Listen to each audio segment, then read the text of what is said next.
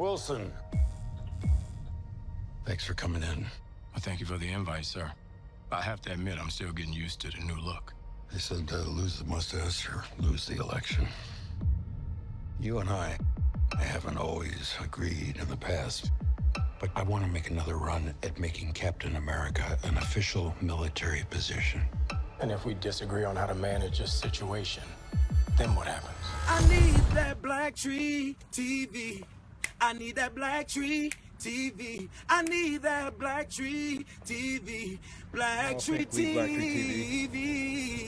Nate, I remember we first met on the last day of shooting for Black Panther in Atlanta. Sure. And I was like first just so proud to see you in that seat, you know. And I know Black Panther and what's happened with Chad is like, you know, it's been some time, but as an EP, yep. On the business side of that tragedy, did you think that y'all would be able to move on with that franchise? Not necessarily. I mean, it was obviously a shocking loss because Chad was such a big part of that character, even in Civil War, you know. And you know, people make movies. You have an emotional attachment to people, and so Coogler and I certainly had really hard conversations initially of whether or not we just had it in us to go back to that world. And we talked to Chad's widow, actually, who kind of inspired us to keep going because she understood in the way that Chad did, probably more than any of us, frankly, how much that franchise and the world of Wakanda meant to people. And then you just have to figure out how you move on without doing something that feels sort of counter to the emotions you're feeling. And hopefully we did that with Wakanda Forever, but it really was a love letter to Chad.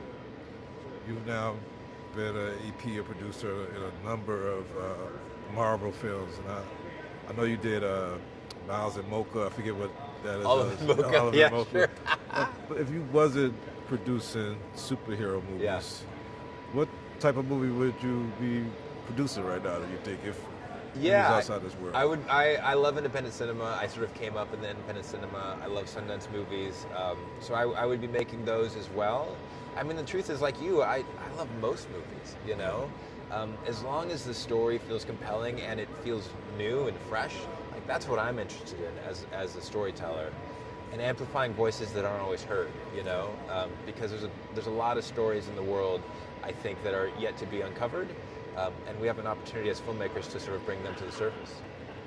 I know when I picked up Brian, he had just done Fruitvale and, yep. and his short, and with Jules, he's done Loose. Yep. What did you see in him as a director that made it fit to tell this part of the story with Captain America? Yeah, you know, I thought Loose was really impressive because there's such a sense of tension throughout that film that's sort of a paranoid thriller in its own way.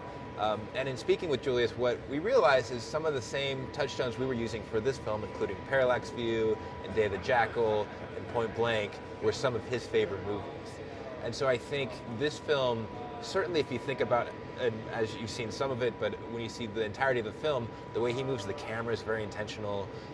The sound design that he's chosen, the music that's all composed, it's very much in that 70s backdrop because those are the touchstones that Julius really believes in.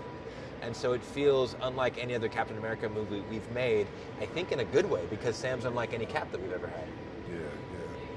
Yeah.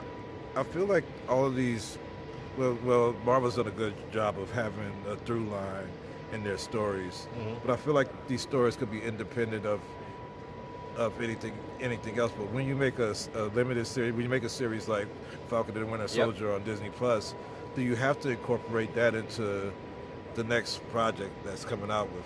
Yeah, I mean, that was sort of a promise of the premise when we decided to do stuff for Disney Plus, that there could be crossover between film and television and back to film.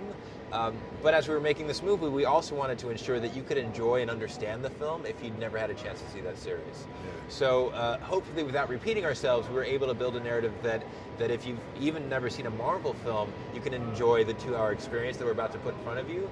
But if you have seen that series, and if you have seen the other films, it feels like we're amplifying some of those ideas.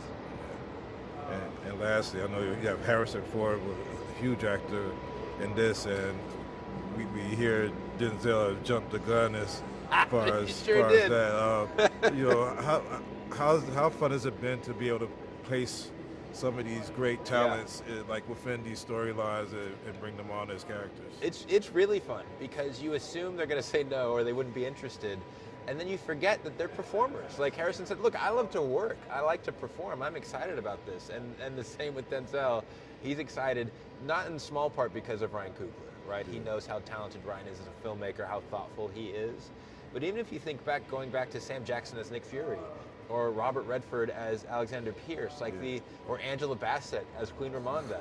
These are all, I think, actors at one point where we're like, well, they'll never do it, but let's make the phone call. And it's always a pleasant surprise that there's sometimes more juice than other actors to be a part of it. Yeah. Thank you, Nate. Awesome, great, man. man.